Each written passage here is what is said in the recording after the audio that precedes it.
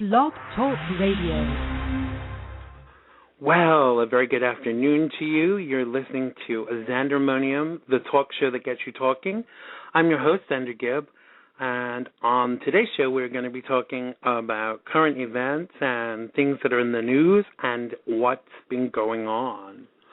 Apologies today for the absence of Brody Stewart. He had an emergency he had to deal with. I guess he had to get his nails done or something like that. But he will be with us again sometime in the future. But taking his place today is my good friend, libertarian Tony Losacco. He will be joining us and weighing in on the hot topics of the day. He will be with us very soon. More to come in a mere moment. So if you want to interact with us today, because we're very, very high-tech here, you can do so in several ways. You can chat with us in the chat room if there's anything you want to ask or any point you want to make and you don't feel like you can call in. Then feel free to make the point in chat, and I will share it for you. You can also call us on 347-884-9061. That's 347-884-9061. Or you can tweet me. I'm keeping an eye on my tweets. My Twitter handle is Xander, at Xander Gibb. That's XANDERGIBB. That's XANDERGIBB. Come join us in the chat. Come say hello. Come tell us what you're up to today. Don't forget, at the end of the show, we'll be having our usual last-minute, 10-minute section dedicated to your issues, the things that you want to share with us, and it's called What's Your Beef? You can call in, tell us who's upset you, who's pissed you off, who you want to give a good slap to, obviously only verbally because we don't hold truck with violence unless it's in the bedroom, haha. Feel free to give us a call, 347-884-9061. Call us with your questions as long as they're not anything to do with Jake Pentland's Oedipus complex or Marv's conspiracy theories. So do give us a call.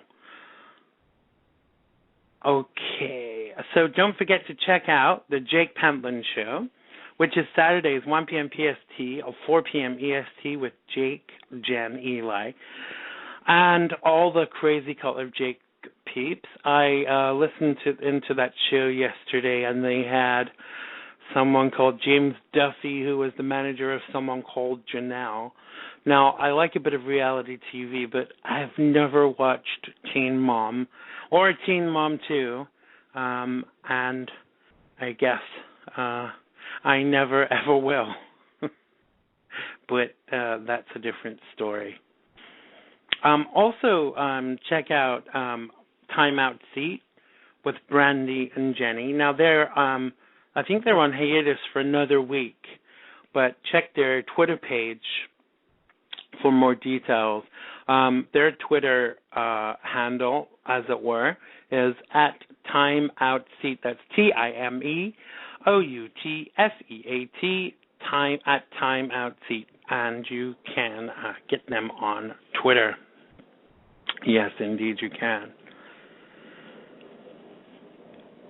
Okay, so also you can check out my other friend's show. That is, if we are still friends, haha. You can check out the Robin Trav Show every Monday and Tuesday, 8 p.m. EST, 5 p.m. PST on grindhouseradio.com. That's grindhouseradio.com. And I'm sure I will see you there if there are no other pressing engagements and nothing imperative on the television.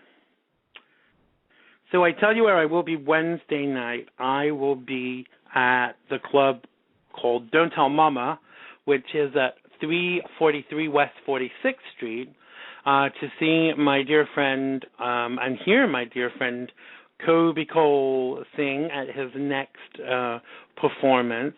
That's May 1st at 9 o'clock at Don't Tell Mama. And as I said, that's 343 West 46th Street in Manhattan. The tickets are $15 with a 2-drink minimum. That's more than worth it to hear Kobe's vocal prowess. If you want to reserve tickets, I would advise that rather than be disappointed and get there and it be overbooked on the day. You can do that on 212-757-0788. That is 212-757-0788. So for those of you that have been asking, what have I been doing this week? I have been looking at finishing my book. I've been writing a book now for many, many years, and I will be talking to some publishers next week about getting a publishing deal for my semi-autobiographical book.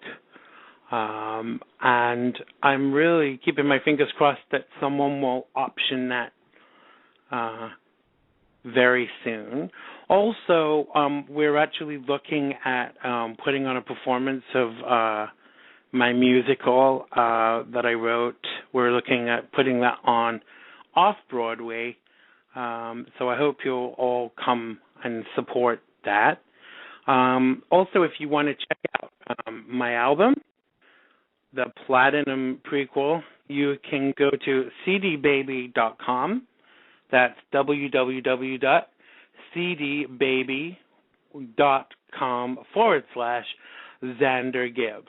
So check me out on there, and you can order my album there, and you can make comments about my music, and we will be glad to send you a signed copy of that. And in the next couple of weeks, we'll be giving away some copies of that for free.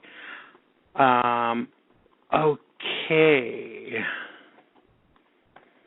Just saying hi to Joe in the chat room. Just looking for Kathy, who's normally here. Hi to all the guests in chat. I'm not going to read out all the numbers, but hi to you. Don't forget, as I said, you can call us. You can call us on 347-884-9061 anytime during the show. You don't have to wait for us to call in, for an invite to call in. Just call us, and we will take your call. What else have I got to tell you? My beef of the week is several-fold, and I've mentioned this before on the show. That I went to the cash machine, the ATM, and took some money out and wanted to put it into another account, and it rejected half of the notes that it gave me. But the bank machine, the automatic teller, had just given me the notes, which is kind of concerning that they're giving me notes and then they're saying that the notes are not acceptable. Apparently lots of people are experiencing this. I'm wondering if the banks are actually getting rid of their substandard notes by giving them out to us at the ATM, so we put them back into general circulation. But either way, it's kind of a pain in the butt when you are standing there and there's people standing behind you to use the machine, and you have to mess around with the notes that they have given you.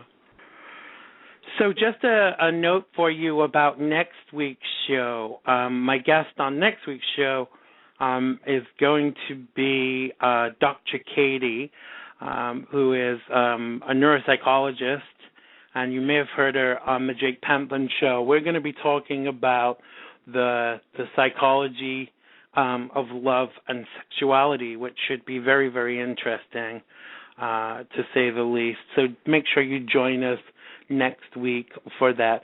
I'm just waiting for my guest to call in, my guest co-host, hence the babbling. Like I said, don't forget, if you want to call us, you can do on 347-884-9061. That's 347-884-9061. Don't forget, at the end of the show, you can call in and tell us what your beef is, tell us what your issues are, and what you're not happy with. And again, that number is 347-884-9061. That's 347-884-9061. So if you're listening, Tony, if you could call in now so we can start the next section of the show. You can do that now on 347-884-9061.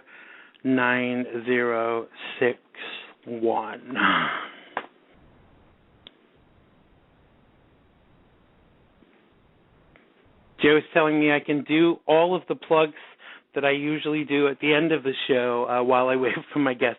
We've exhausted the plugs now. Oh, wait a minute. My guest is calling now, so we can start the show. Joe just said a certain someone has a one-word answer for all three questions. So tell us what the answer is, Joe, but I won't mention the name of the person. Oh, I think this is my guest. Hello, is this Tony? Yes, it is, Xander. Hi, Tony. Welcome to XANDERMONIUM. Should I say welcome back to XANDERMONIUM? How are you? Good. How are you?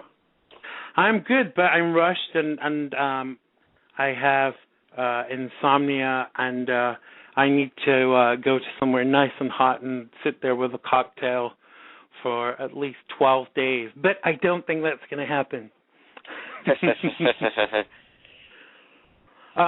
Just to answer one question in the chat room, Joe, I think that Time Out is starting again next week, but check with Jenny Pentland.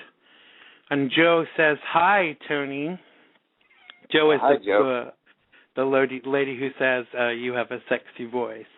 So, what, do you remember, Joe? Hello? Yes, Xander. You remember, Joe? Yes, Hello, I do. I can hear you. Can you hear me okay? I can hear you. Yeah, there was just a pause. The trouble with Blog Talk Radio is that it's so crapola that you just never know what you're going to get or what's going to happen. So I don't know if you've been watching the news this week, but I want to start on a light note because some of the issues we're going to talk about today are pretty heavy. Regarding Justin Bieber and drugs and a stun gun found on his tour bus. It seems like lately he really can't get himself out of the trouble. And the Swedish police said that they found a small amount of drugs and a stun gun on his tour bus, hurdy-gurdy, in Stockholm, where the teen idol performed on Wednesday night. And apparently they smelled marijuana on an empty tour bus outside the hotel where he was staying, and the raid took place 30 minutes before he went on stage. And apparently they found just a small amount of drugs. But apparently him and his friends are going to be in luck because they don't know who had the drugs. They don't know who smoked it, and they don't expect the case to be pursued any further. I mean, what do you make of all this? Is this just attention-seeking, or do you think that it's something deeper? Are we seeing a slippery slope with Justin? Well, I know that, if they reported that he had, restraints as well, I'd be inviting him over my house to play, but no, I'm kidding. Are you listening, Kiko, to this? I actually, Kiko and I talked about this a few weeks ago, and our opinion seems to be the same, that, he's getting older now, and it's almost like these stories are deliberate to kind of create a bad boy image, because the teenage hot little boy look isn't going to last forever sort of thing. Right. But on the other hand, you know what? I mean, people got to leave celebrities alone. They're human beings, too. You know what? So what if he had some pot, Right. I mean, I tend to agree with you to a point that celebrities do deserve their privacy too. But when we get to know every pimple and blemish on their ass and everything that they eat for dinner, it becomes kind of it becomes common type for us to want to know everything that kind of is going on. But I mean, it kind of folds over to a different topic about the legalizing of the use of marijuana, and some states have actually legalized the use of marijuana now.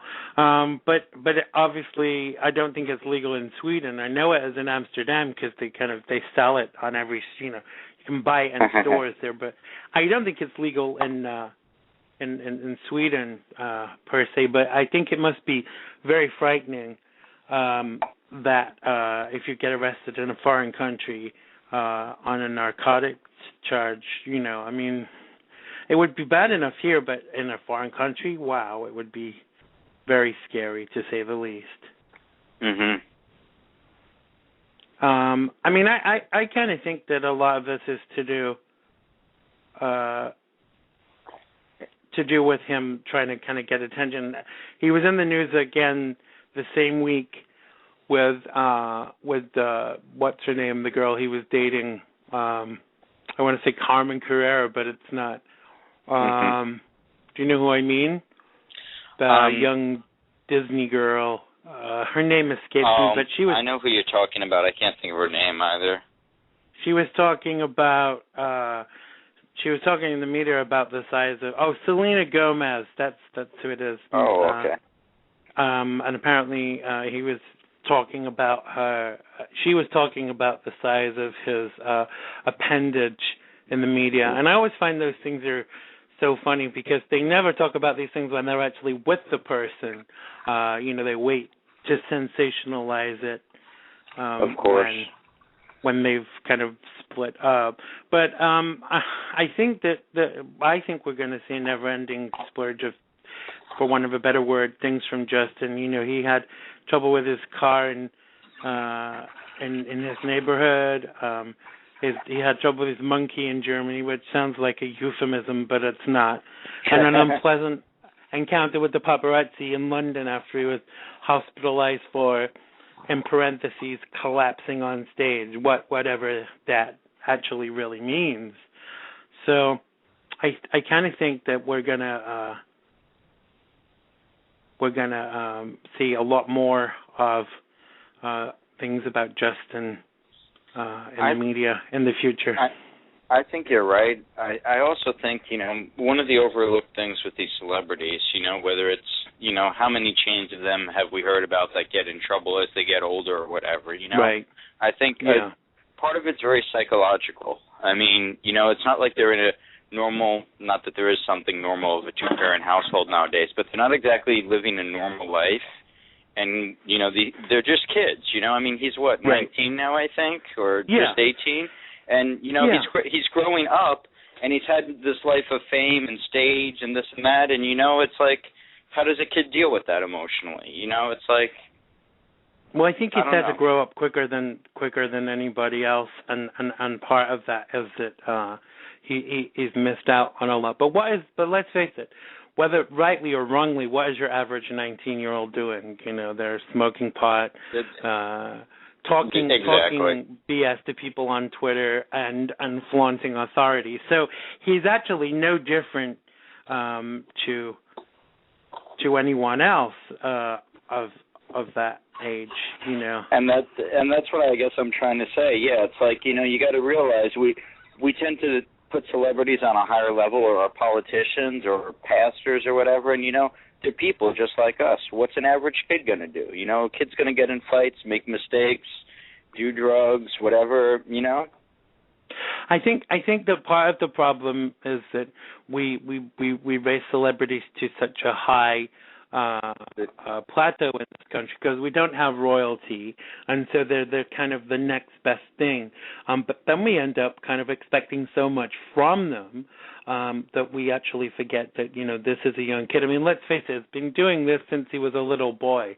He was a little boy when he was discovered, and let's face it, anyone in that position, you know, would be, you know, out on the raz and smoking and doing these things. I mean, I just think that someone out there should be, you know, honing, you know, reining him in, as it were. Well, I tend to agree with you on a lot of things, but I must disagree with one thing. We do have royalty in this in this country. Look, the Obamas. I mean, come on now. No, I'm kidding. I'm not sure. Is that like is that sarcasm there in your voice? Towards the media, yes. And sometimes they put him on a golden pedestal, yes. Well, he's not on such a golden pedestal with me nowadays, which is unfortunate. You know, as a lifelong Democrat, I'm kind of, as my mother called it, on the turn politically. I really can't hold truck with people that say, you know, we must have transparency from politicians, and then they flaunt the fact that they have control, and they forget about transparency when it comes to, you know, when it comes to them. Yeah, I mean, he's carried on a lot of policies that he campaigned against from his predecessor, and that's, you know, that's not the topic of the show, so I won't go into it. But, you know, no. These two guys are looking an awful lot alike, honestly. You know. Yeah, I mean this is a perfect lead into to your current favorite politician, Mr. Rand Paul. It kind of leads in really well to his shift on drone. On his position on drones, because you know we talked before about that he had done a filibuster. He said after all of that, he said the other day he'd be fine with a drone killing a run-of-the-mill armed robber. And he said, here's the distinction. I have never argued against any technology being used when you have an imminent threat, an act of crime going on. If someone comes out of a liquor store with a weapon and $50 in cash, I don't care if a drone kills him or a policeman kills him. But it's different if they want to come fly over your hot tub or your yard just because they want to do surveillance on everyone and they want to watch your activities. I mean, that really kind of made me do a 180 turn about him. I mean, if it wasn't for, you know, his bad hair and his fully functioning arms, I could have sworn he was all flip-flopper himself, John McCain, which to me is kind of, you know, regardless of party affiliation, surely we should be looking to kind of progress and evolve. Well, with Rand Paul, see, I don't think I have the same problem as him. Like, I take a stand, and because it's a balanced stand, people tend to want to fit it into a box one way or the other. I get that a lot when I post on Facebook. And right. Rand Paul, I listened to his filibuster. It was not a contradiction, honestly, because I was listening to it on C-SPAN. He said that during... Go on. What's that?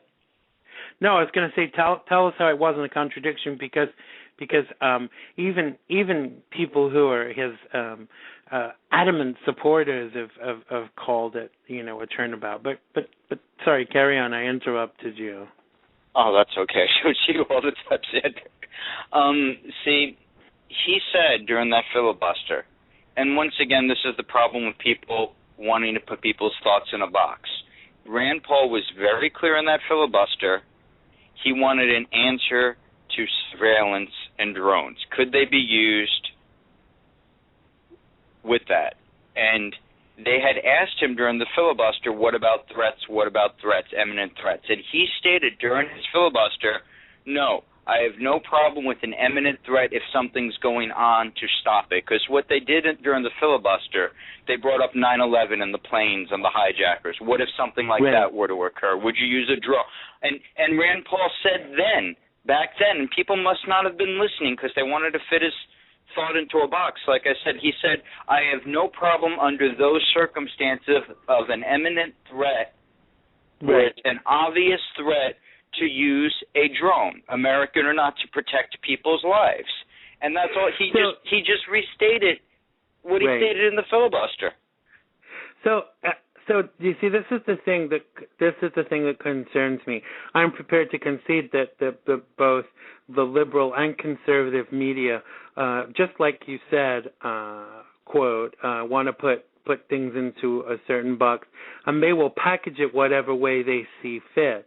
But the concern is for this has been for me, because obviously I'm kind of, I'm in political flux at the moment as someone who's been a lifelong Democrat, and is kind of moving to a different party. I mean, it's not going to be Republican, but when people on the forefront of libertarianism, people who are kind of, staunch Tea Party people, are questioning Rand Paul, it kind of makes me wonder, because this is the thing for me, Tony, with every situation, whether it be political opinion or whatever, there are always three versions to every event.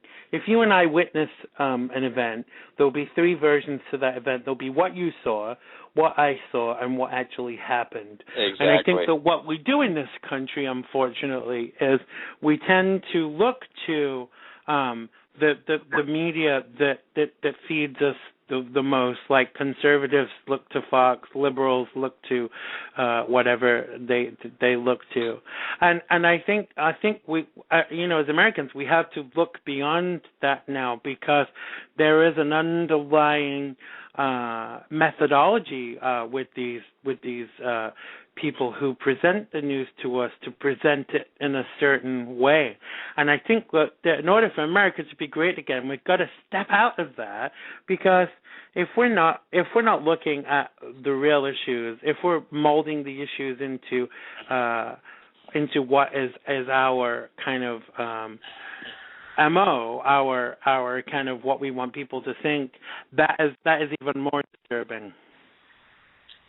And see, I agree with you. And with Rand Paul, he made a statement, and I would not apologize for him if I thought he had flip-flopped in any way. For instance, when he endorsed Romney, that ticked me off, and I wondered about the guy. Like, what the heck, But in this particular case, I heard what he said originally, and what he was saying is I'm in complete agreement with, quite honestly.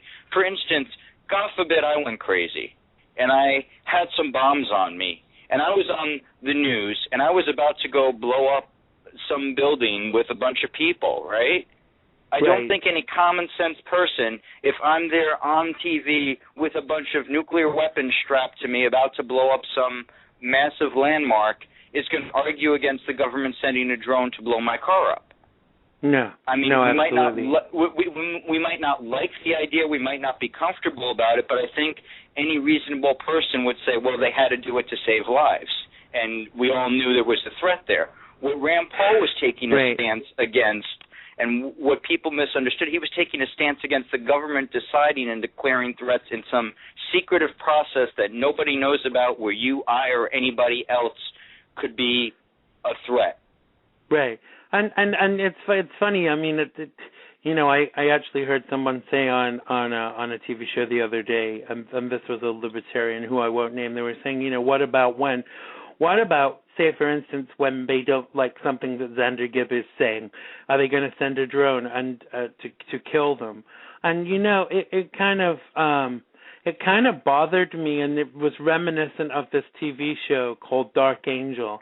And they actually, in this TV show, they had drones, and they sent them out to people, and these drones could even, they could match your face. They scanned your face, and if you were that person they were looking for, you were gone.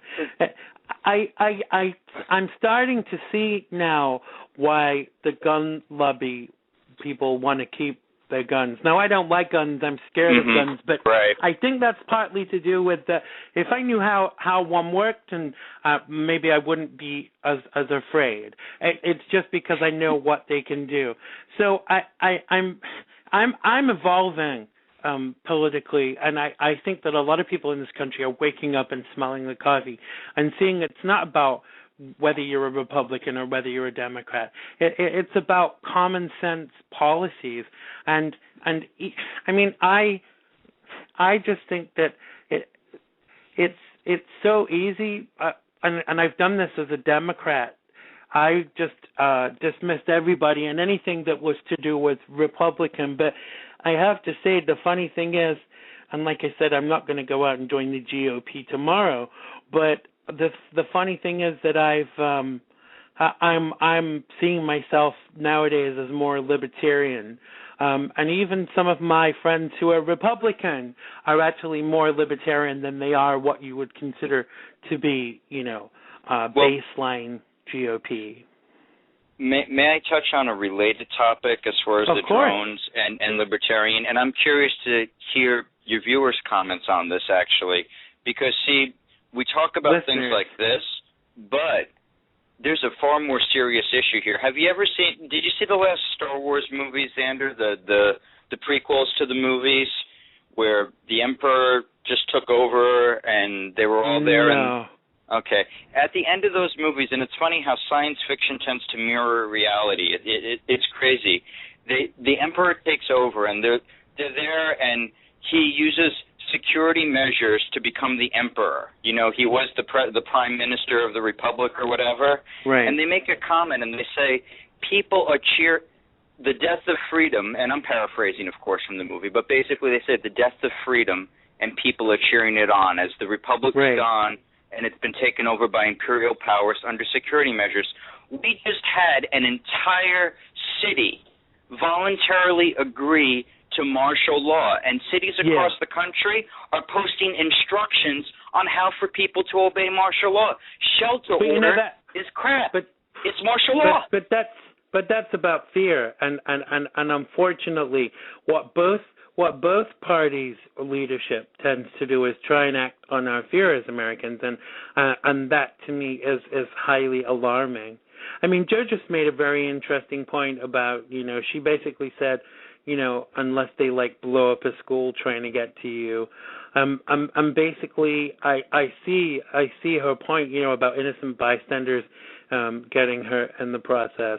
But the thing is about this kind of martial law situation is we all get hurt by that, because that takes away all our rights. I mean, if we were invaded by let's not say Korea, because that's a joke, but say we were invaded by people from another planet, I can understand them setting martial law into process, but why, for the sake of two people? That was two people they were looking for. We're going to get on to talking about the Boston bombing, but that was two people that they were looking for. And if they can institute martial law for two people, where do we go from there, Tony? And see, it's scarier yet, because the news footage was censored. I've seen it on the alternative media. They showed the footage on websites. The police went door to door, busting down people's doors with machine guns and full SWAT gear, pulling them out. And they knew the description of the suspects, so they knew when they're pulling these people out at gunpoint that these aren't their men, but they've got them on their hands and knees on the floor. And the entire city, we're talking about an entire American city, was not allowed to come out of their houses, and armed authorities busted down their doors at gunpoint. Yet the people, in the end, were cheering in the streets, USA, USA, and patting them on the back. It's sick. Like the country's going to wake up or something. I mean, unfortunately, in the face of disasters, in the face of abhorrent issues that happen, like the Boston bombing, like 9/11, I think we do just kind of go into panic mode. But, I think this is what the terrorists are looking for us to do. They want us to change our lives. They want us to change our existence. They want us to actually do things that we wouldn't normally do, because then they have won. I mean, shall I tell you what really, really annoyed me this week? It's funny. They talk about watch lists. You and I probably on watch lists because we're outspoken. Right. But I don't care. I really don't care about that, because I love this country, and I am educated enough to get my point across without killing people in the process. But do you know what really bothered me this week? Did you know that basically the guys who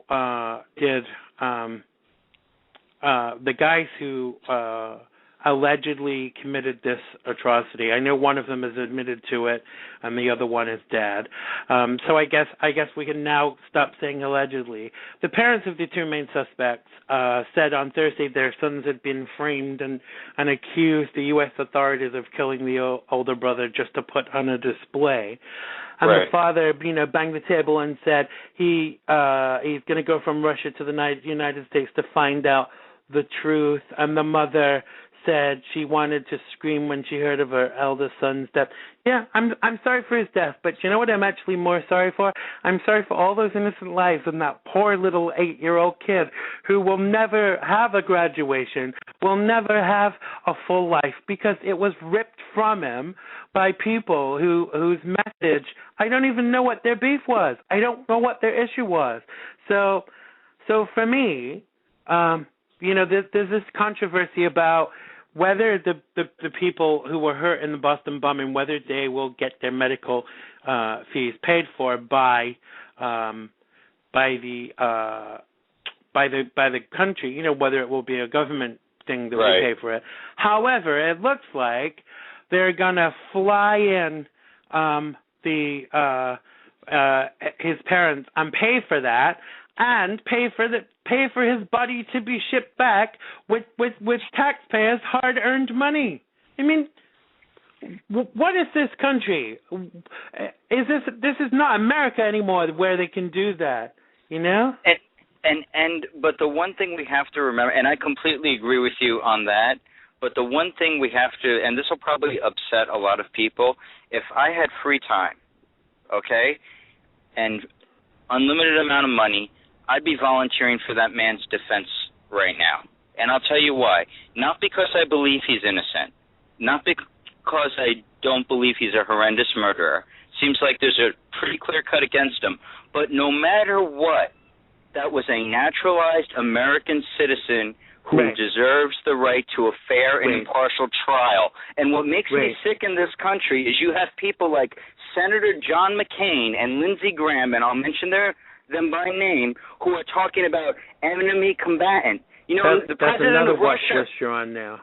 Yeah, and the president of Russia. Yeah, now I'll be on another one for quoting the president of Russia. Putting himself. But hey, who cares? Did this man go back and join the Southern Rebellion in the Civil War? That he's committed a war crime? Is this nuts? And that's the thing. We have this scared mentality you alluded to earlier. When these things happen, where we take away our natural liberties, or we're okay with it being stripped from somebody else, and we don't think about the repercussions that you or I could be next. Let me just stop. I agree with that. I'll come back to that in 1 second. I just want to go to the chat room because I don't want them to feel neglected. Now, Joe's just made a couple of interesting points. She said she can understand why their mom would claim they're framed. As a mom, it's hard to think that your babies could do that. And Joe just said she agrees with you. How about Trump, she says, he calls for waterboarding him before he gets medical attention. Now, let's talk a little bit about this. They never read him his Miranda rights when they first took him in, and they said that was because there was the risk of him hurting other people. Now, I get that, but thank God that judge, the first thing she did when she got there, she read him his Miranda rights. But shall I tell you what the issue is? The issue is the difficulty of we can't separate between an American citizen and their rights, an American citizen that's committed a heinous crime. We can't separate the two, and that's a human thing. But this is the unfortunate thing. Now, I've said before, when that guy was on the airplane, and I think he was a Nigerian guy, and he had a bomb in his underwear, and they took him off the plane. Now, my first response was, rightly or wrongly, because I'm patriotic. I love this country. My first response was, take him down on the tarmac and put a bullet in his head. Now, that's my human response. Exactly. But my educated response is different. If he is if he's not an American citizen, it's no holds barred as far as I'm concerned. But if he is an American citizen, then he what's the word? Due process. He has the right to due process. And Joe just said, which is stupid, because he lives in America, he knows what his Miranda rights are. And she said she's never been arrested, but she knows it by heart. If you watch any Law and Order program, we all know. We all laugh about it. Anything you say may be taken down. Right. But we know what our Miranda rights are. But I think that the part of the problem is that we can't separate between the two. We can't separate between. We can't separate between an American citizen and an American citizen that's committed a heinous crime. But I don't consider myself to be discriminatory. But when I hear people say, and when I lived in England, I used to hear this too. People say, people would come to the country from another country. That's great. That's fine. But for me, there should be two things. You should be willing to work and willing to learn the language. That, to me, should be the two most basic requirements of joining a country. Now, if you enjoy the freedoms of that country and get free education and all of these things, to then turn around and say things like, I hate this country and this is this and this is that, I understand there are things I don't like about this country, but if you don't like it that much, then go back to where you came from if you can't effect appropriate change. I want the government. I would love for the government to name my street after me and to give me a free jacuzzi and a great big Range Rover car. But that ain't going to happen because that ain't realistic. But, there are ways of getting your message across, and I think, we have to see that in the equation, because these two, Joe just said she wondered if they were mentally ill. I think that there would have to be something a little wrong with you for you to have that kind of mentality anyway. I mean, I get angry with people and I want to punch their face in. I'll be honest, because I'm a human being, but I don't do it because my kind of knowledge of right and wrong intervenes and stops me from doing those things most of the time. But I just think it's all, It's all a big concern. We should be concerned about the rights of American citizens, but not more than like those victims, the families of those victims. If we should be concerned about the rights of the oppressors, the people that did the things wrong, we should be equally, if not more, concerned with the families of those people that were wronged. And I agree with you on that note, and I went on one of my famous Facebook rants about this earlier. I am very upset about an element of the media coverage, and it's a hypocrisy that nobody wants to look at, okay? These guys had a Muslim connection, okay? Now, it's a Muslim connection, okay? That's a granted given. We're not saying that all Islam is evil or all Muslim is evil, but there's a segment of that is radical, that wishes to destroy and kill, just like there are jerks that are Christians that are ignorant and hateful. But when the media covers a story about a pastor burning the Quran, right, or something like that, or these guys protesting funerals, you don't hear the media stop dead center and issue a disclaimer. Well, not all Christians are like this. The majority are people who love Jesus. And why are we so sensitive to a movement that does have? Why can't we just admit some of these people want us to die?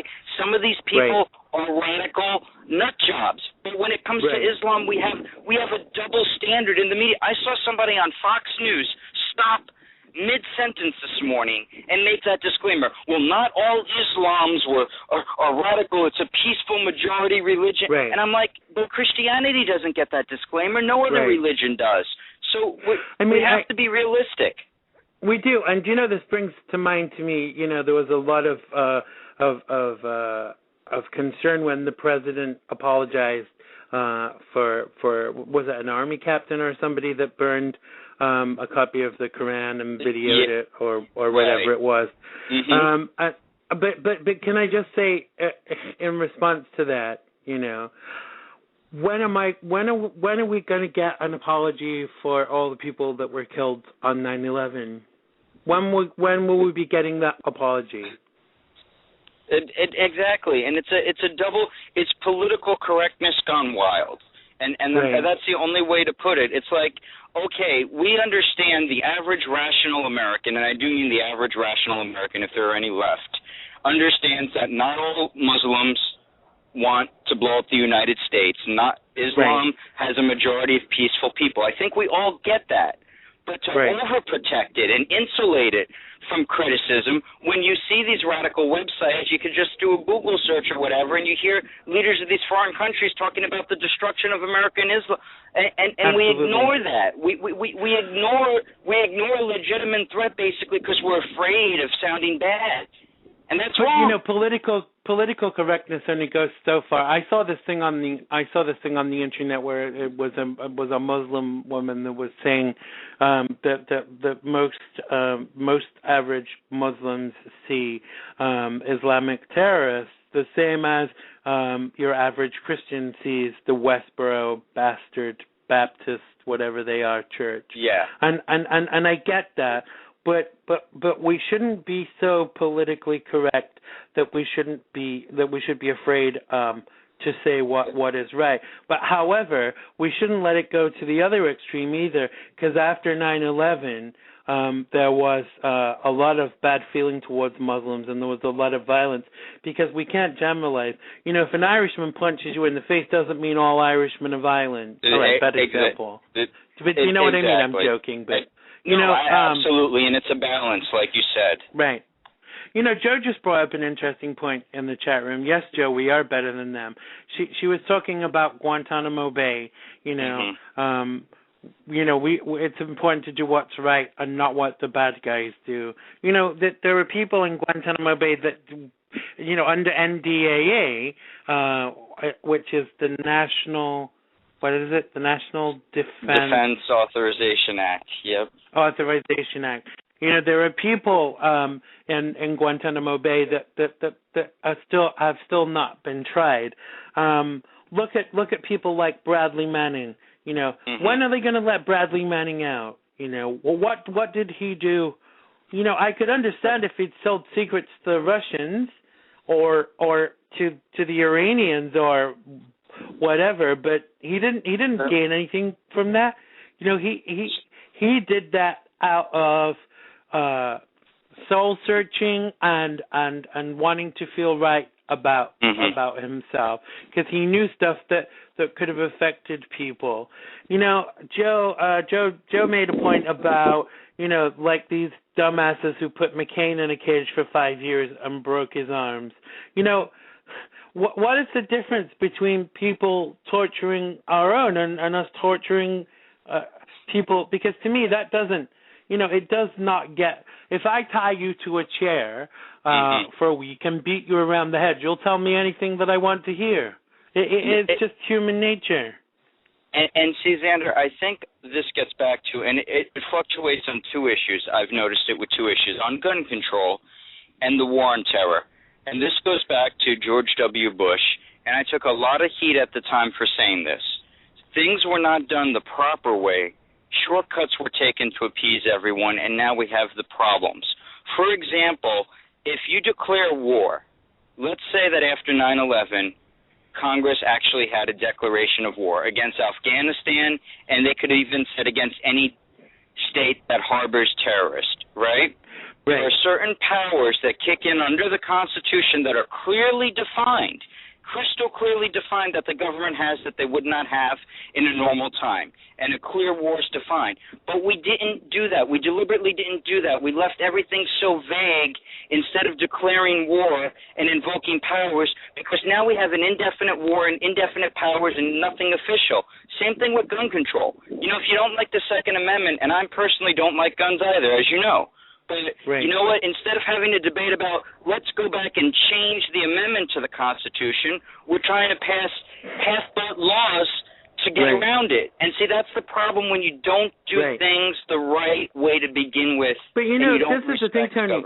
I don't think our forefathers wrote the Constitution thinking that it was set in stone. I think that it was always supposed to be a working document. Because if it wasn't, you know, it was written over 200 years ago, and the times have changed.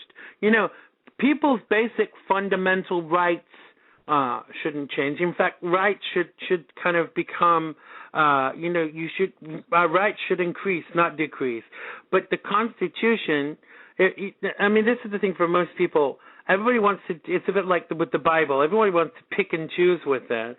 Pick and choose the things that they want to adhere to and the things they don't.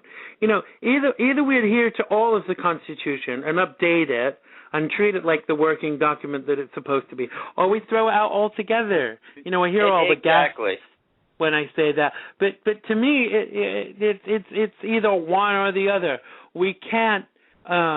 You know, we can't do that, and we can't expect for a country as great as this great nation to still be working with a policy document that's over 200 years old. I mean, yeah, there are some great things in the Constitution. You know, our forefathers had some great ideas, but the times are changing, and we need to change in line with that, because what's that phrase? When you don't, what is it? Those who do not, what's the phrase? My brain doesn't work today.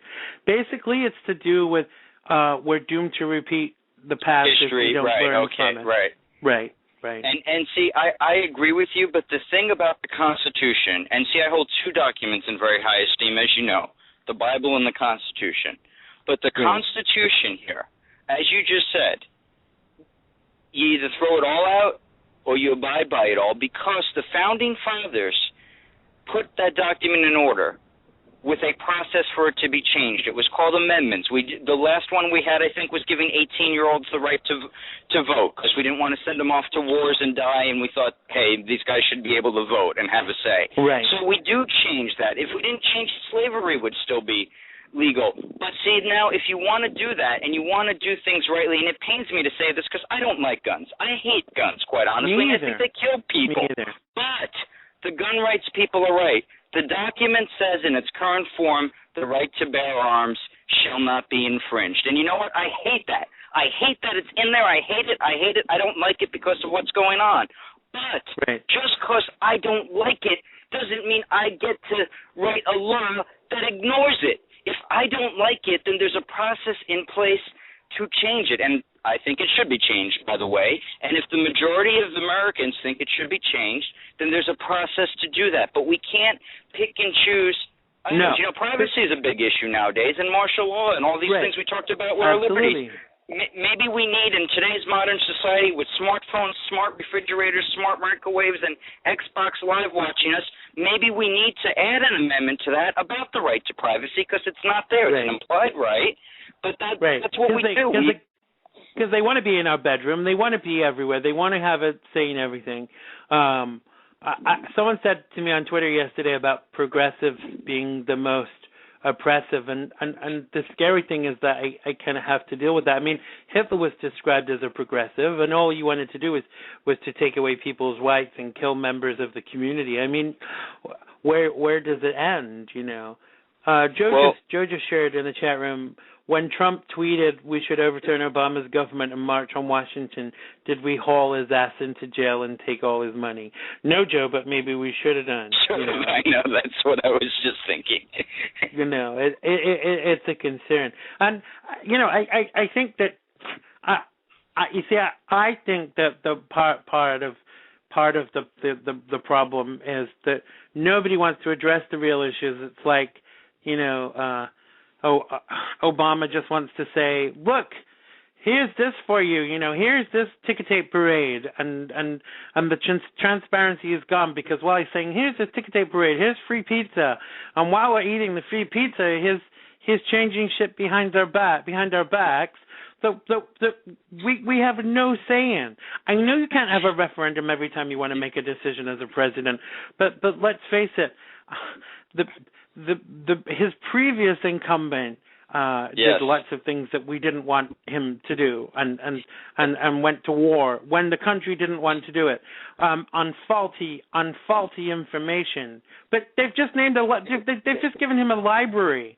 I mean, that's like, I saw something and I thought it was hilarious. Having the Bush Library is like having the Mel Gibson Jewish Center in Los Angeles.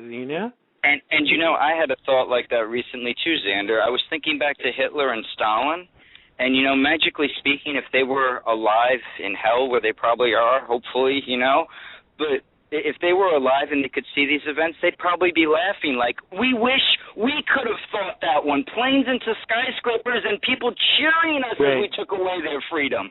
It's like the dictators. Hitler burned the Reichstag, supposedly, and it was a false flag attack to get these security measures. Yet Americans, like you said, we're doomed to repeat history when we don't understand it. And, it's like we're cheering on less freedom. Going back to your analogy with Obama, he's giving us all free pizzas and behind closed doors saying, but you can't have pepperoni anymore. But everybody's got a pizza, so they don't care that their right to have pepperoni was just taken from them, Joe just said treason, that's the right word. Why was it not considered treason, Trump calling for the overthrow of the newly elected president of the United States? I see that. This is the trouble, because we live in a country where money and capitalism rule. People with more money get to have more of a say. You can even buy an opinion in this country, and to me, that's kind of that's absolutely disgusting. That's not what our founding fathers expressed. That wasn't what they wanted for this country. But I think the unfortunate thing is that while we are kind of distracted by free pizza, nothing is ever going to change. And I'm actually sad, because for Obama's first term of office, I actually thought that he really was going to make a difference, and I really did think he did for the first term. And now, just with all the things he's doing, I'm losing my faith in Obama. And for me to say that as a lifelong Democrat is a sad thing, because don't say the Republicans don't know anything about transparency when basically the things he's doing are not transparent either. Well, don't tell me I shouldn't be. Don't tell me I shouldn't be skinny dipping and then go off and do it yourself. It's kind of like do as we say, not as we do. And it's the Democrats and the Republicans both. I remember one of the things George Bush said after 9/11. The quote stands out in my mind. It's got to be one of the greatest political quotes, in my opinion, of recent times. After 9/11, Bush was on TV, former President Bush, as the leader of the, quote, free world, and he Daddy said... Bush or Baby Bush? Baby Bush, when 9/11 happened, he was on TV as the president, and he said, freedom itself was attacked today. Freedom itself will be defended. And we all cheered him on in the defense of freedom. Yet here we are, I don't know how many years later, because I'm terrible with math, and we have troops in our cities ripping people out at machine gun point, media blackouts and CISPA laws and this and that. And instead of freedom being defended, the attack was used to take away Americans' basic freedoms. And people don't even care. That's the sad part. Freedom hasn't been defended. Freedom has been smothered and squashed in this country. My friend put my friend put it in a nutshell the other day. He said it's because America hasn't had. Now, I'm not inciting violence before anybody writes in or calls in. By the way, if anybody does want to call, we're going to be for the last part of the show, we're going to be talking about your beefs. Call us on 347-884-9061. That's 347-884-9061. Feel free to call us for the last segment of the show, if you dare. Yeah, I mean, for me, yes, Joe, you just said my name in the chat room. What's up? For me, it's kind of we had 8 years of Republican rule. We criticized the Republicans for doing X, Y, and Z. Then we have 4 years of Democratic rule. And then they start to do other things. I can't continue to defend the financial stuff and the fiscal cliff and blame it on the fact that he inherited. I mean, he did inherit a big shitstorm financially. I see that. But are we far enough on after 4 years to say that he's done a good job? You know? And see, that was my argument during election time, Xander, and nobody listened to me. Like, come on, he can stop blaming Bush now. What is he going to do to change it? But nobody listened, unfortunately. Well, the alternative was Mr. Rich, so I guess I was justified. I don't want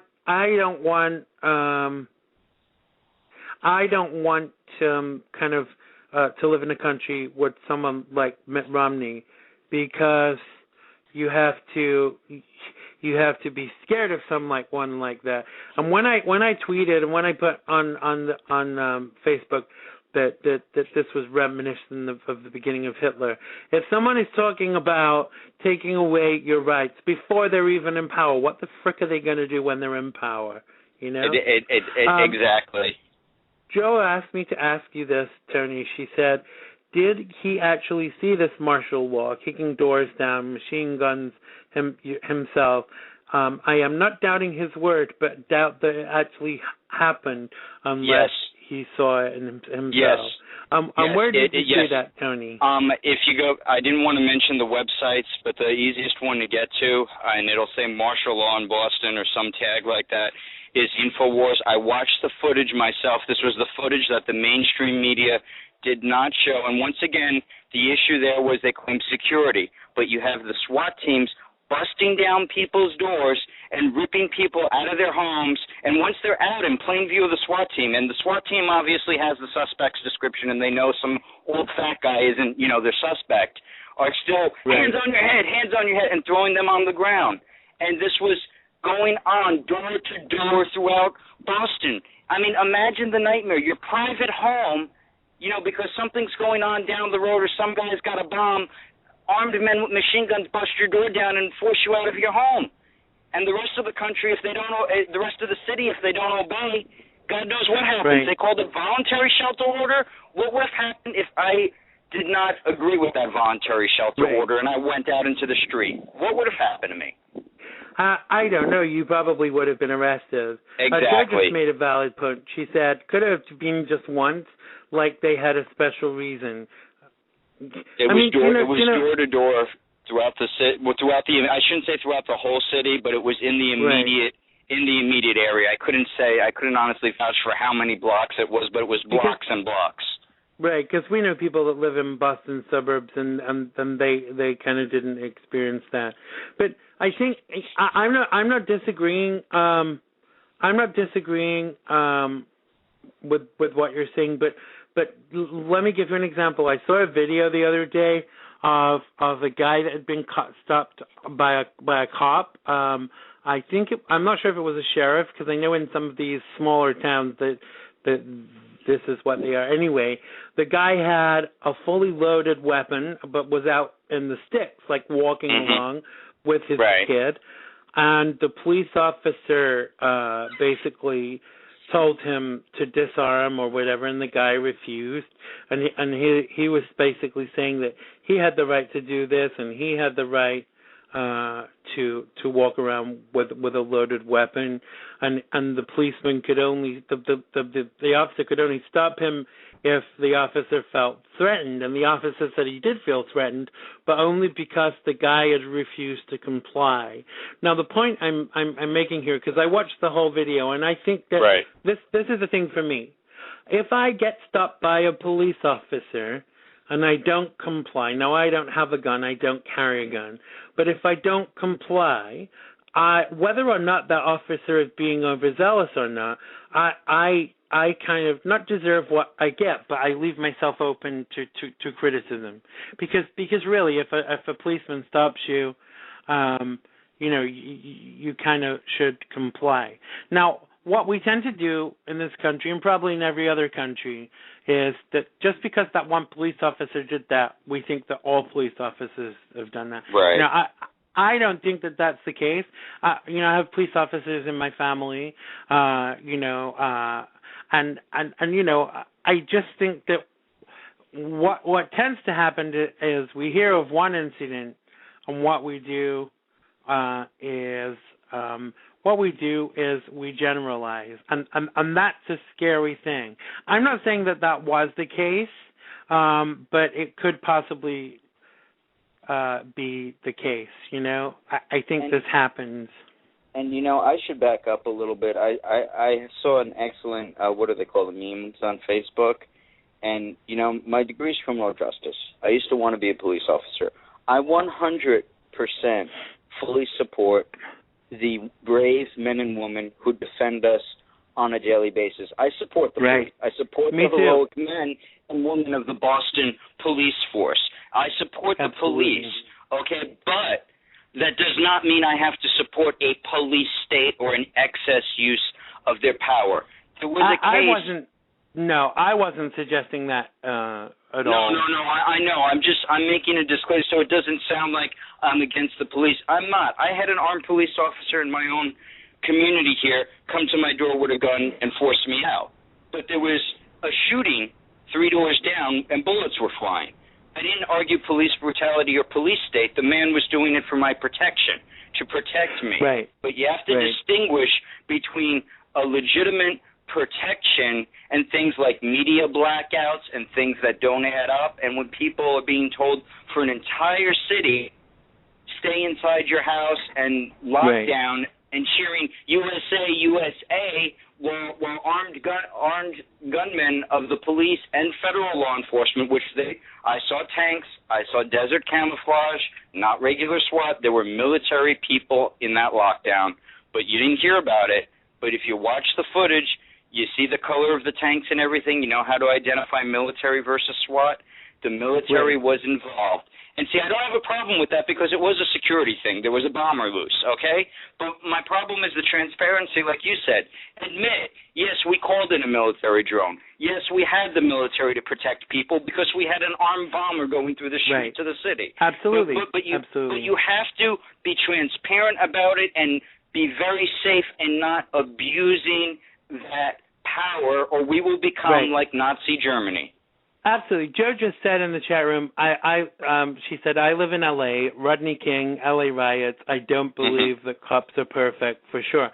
I don't believe cops are perfect either, but I think that what we have to do is make sure that we don't generalize. Because just because you've had one bad experience with a cop, it goes back to what I was saying. If one Irishman punches me in the face, doesn't mean every Irish person will punch me in the face. They probably will now after they've heard me using them for this example. But, you see what I mean. Yeah. We have to be so careful so those Irish guys not are bad to generalize. News. No. What? I was just joking. I was like, and plus I'm Italian, so I'll agree with that Irish nonsense. No. Right. Well, my neighbors are Italian Irish, so I'm in trouble, whatever, and also cops. Wow. So, yeah, you got the worst of both worlds. That's me emptying the contents of my drug drawer down the toilet when I get off the show. No, I'm just joking. I just think the imperative really is to make sure that we all question everything. We all actually look at things for ourselves, because this is what has caused a big turn for me politically. That I consider myself to be an educated person, but just because a Republican actually said something, I would disagree with that. And that scares me to think that somebody who considers themselves to be intellectual can actually do that. And that's what that's what kind of has been a big contribution in my political evolution, if you like. Joe says, "Okay, I'm Irish, and all Italians are mafioso." Yeah, well, my uncle's going to put a fish in her trunk. No. Well, as long as she doesn't wake up with a horse head in her bed, yeah, I know, right? Then I wouldn't worry. Let's give the number out just one more time. If anybody wants to call in for the last 10 minutes of the show, we've got about 10 minutes left. 347-884-9061. That's 347-884-9061. Call us now. Tell us what your beef is, and tell us who has, if anybody, pissed you off this week. Maybe it's me, maybe it's Tony. Maybe Kiko will call in and tell us that you pissed him off this week. But you never know. So anything in the news that's jumped out at you this week that we haven't discussed? There was one thing, I'm not even sure it's worth mentioning, but it just goes along with the way the government is. It was a news article today. The military told Congress, and this is how corrupt our system is right now, the military, who was charged with defending this country, said we don't need any more tanks. And mind you, they're on mandatory cuts. And Congress is refusing to cut the tank funding because the congressmen in those districts and the lobbyists for the tank manufacturers are fighting it. So the Defense Department, although they're saying they don't need these tanks, that it's going to lose money from other programs that they need to defend us, has to accept these tanks and make orders from the tanks because a congressional district somewhere is going to lose some jobs, so the congressman is pushing it through. And see, it's just an example of the things we don't hear about on a regular basis and how the government functions in the shadows. I think the news is very much controlled. You know, obviously the conservative media is controlled by Fox. The liberal is supposed to control CNN, but I really don't know because frankly I don't listen to either of them. I make my own decisions and I research things for myself, and because I think that if we take these things as read just because someone else thinks that or reports in a certain way, I'm not taking that anymore. I'm not going to just take any individual party or any individual person's perspective on something without checking it for myself because I did it for too long. And it's just imperative that as Americans we question everything, you know. Joe's saying something in the chat room about the White House Correspondents' Dinner. Mm-hmm.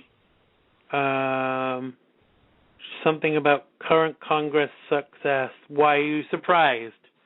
Yeah, I saw some clips of that the Correspondents' Dinner. I mean, I think Obama is very personable, and I think he's very funny. But let's see some action. Let's make America great again. Let's stop all the infighting. Let's stop blaming the other party and blaming other people for the things that we can't achieve. Let's actually do something. You know, President Obama listens to my show, don't you? You never know. Joe, go on. Sorry, you were going to say something, and then I'll answer Joe's question. I was just going to say, I think the problem is, and I notice it when I post a long Facebook post.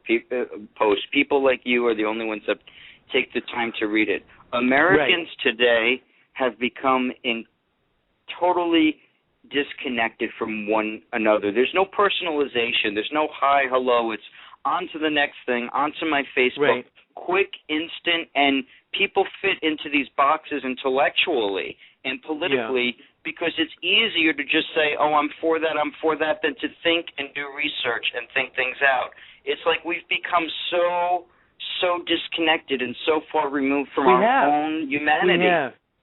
Joe just asked me, Joe just asked in the chat about, how do I research and can I believe the news and can you believe the internet?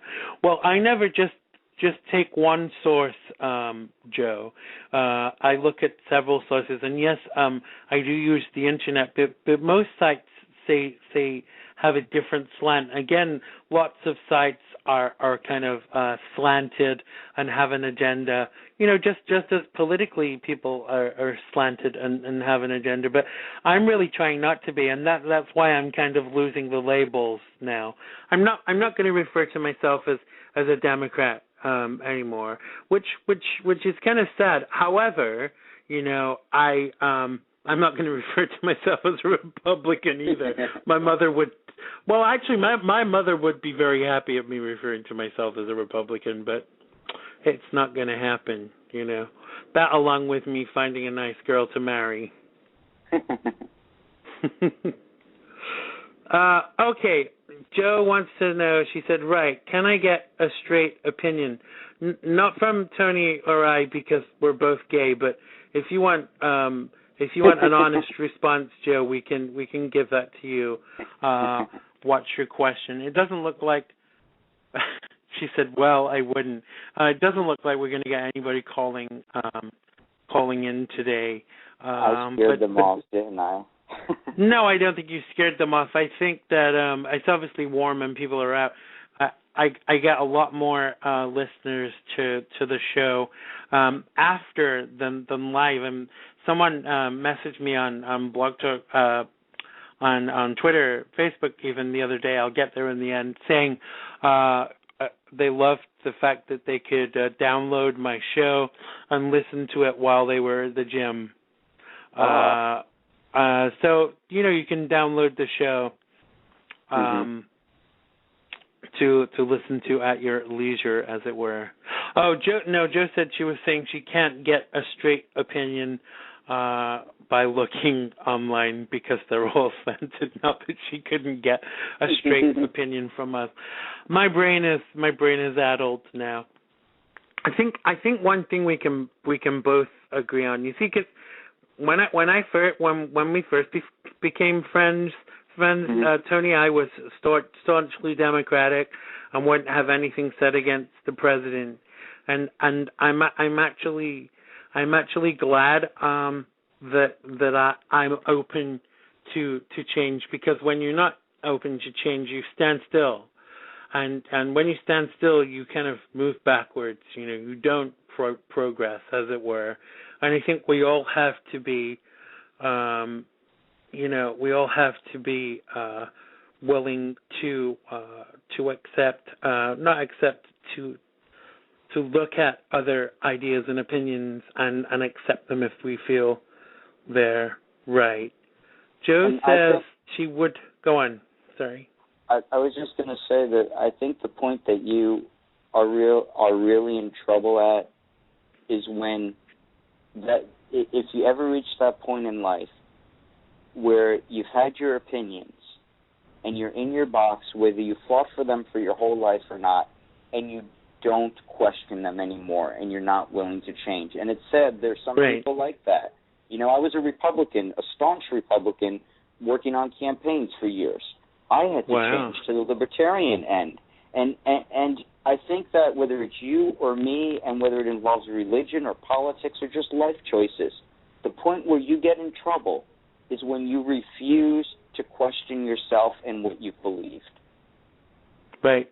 I think you're absolutely right, and I actually wish everybody would, every American would actually do that, because it's not about party lines. It's about blurring party lines and actually having an ideology which is about having the best America possible. And if that means stepping over the party line, then so be it. Exactly. It's an absolute necessity. Joe's saying she said she wouldn't be happy hearing me call myself a Republican, and she wouldn't want me to marry a nice girl either. And she said she's comparing herself to my mother, since she has no idea if I am young enough to be her son. Well, that depends on how old you are, Joe. But I'm in my mid-30s. But in my head, I'm still 17. Well, I think that's about it for today, Tony. Unless you have anything else you want to share. No, that's about it. I want to thank you again for having me on. It's always a pleasure. Thank you for coming and stepping into Brody's shoes. He's off having a manicure somewhere, I don't doubt, and trash talking some reality television star, etc. But listen, thank you so much, Tony, and we look forward to having you on the show again in the near future. Thank you, Xander. Have a good day. Thanks a lot, and give my love to Kiko. Okay. Take care. Bye-bye. Bye. Well, that was my good friend, Tony Losacco, libertarian and free thinker, as I always describe him. I think we're kind of at the end of the show now. Joe says bye, Tony. I don't know if you're listening. Natalie just joined the chat room as we're about to leave. So hi, Nat. Bye, Nat. Don't forget, next week we will be having the lovely Dr. Katie on the show, and we'll be talking about the psychology of love and sexuality. We're going to be looking at what makes us attracted to who and what we're attracted to. We'll be looking at that. Who is who? Oh, who is coming on the show next week? Someone's asking in the chat room. It's Dr. Katie. She's the resident neuropsychologist on the Jake Pamplin show. They need one because they're all crazy over there. But listen, thank you all for joining us. Thanks to everybody in the chat room. Thanks to Joe. Thanks to Nat. Thanks to the guests. Thanks to everyone for listening. Yes, I really like Dr. Katie too, Joe. Now, next week we'll be with you at the same time, 5 p.m., 2 p.m. PST, 5 p.m. EST, and 10 p.m. UK time. Thank you so much for sharing with us, and I love you all. Bye-bye. Love, it has been good to me this time around. Things were bound to change when it was found. Sugar never tasted sweeter on my lips. My heart is now intact, and I can find no ribs. This is love, yeah, love. Never known true